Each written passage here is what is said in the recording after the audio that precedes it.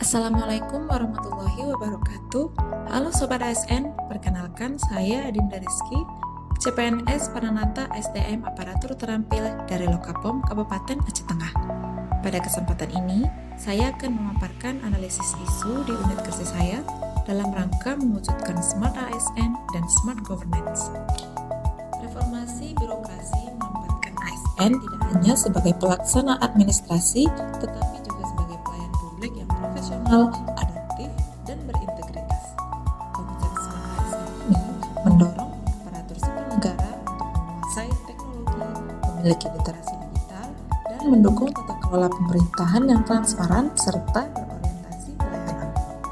Nah, pada si ASN, statusnya sudah berubah menjadi Kepala Tata Usaha Badan POM di Medan. Namun kenyataannya masih banyak sistem yang masih menggunakan nama bapak tersebut sebagai Kepala Luka di Kabupaten Aceh Tengah. Identifikasi dan analisis akar penyebab melalui fishbone diagram diketahui kemungkinan akar penyebabnya yaitu faktor sistem, salah satunya yaitu sistem kepegawaian yang masih belum memiliki fitur masa transisi jabatan. Kemudian juga tidak ada mekanisme multi akses.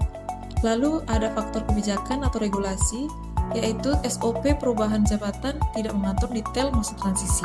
Kemudian belum ada juga aturan khusus terkait perlindungan akses pegawai pada masa transisi. Lalu faktor organisasi atau manajemen, yaitu koordinasi antara pusat dan unit kerja daerah kurang optimal. Tidak ada mekanisme komunikasi proaktif sebelum perubahan akses dilakukan. Juga perubahan data di sistem pusat dilakukan serentak tanpa mempertimbangkan kondisi nyata yang terjadi di lapangan. Lalu faktor sumber daya manusia yaitu ASN pengguna sistem kemungkinan belum terbiasa melaporkan kendala teknis secara cepat. Lalu literasi digital ASN juga masih beragam, sehingga kesulitan mencari solusi alternatif sementara. Yang terakhir, faktor layanan atau support, kemungkinan pengaduan real time untuk masalah akses masih kurang cepat.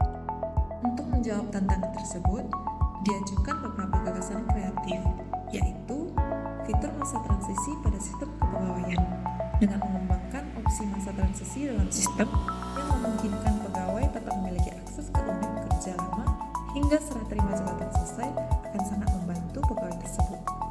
Sistem akan otomatis menutup akses lama setelah masa transisi berakhir.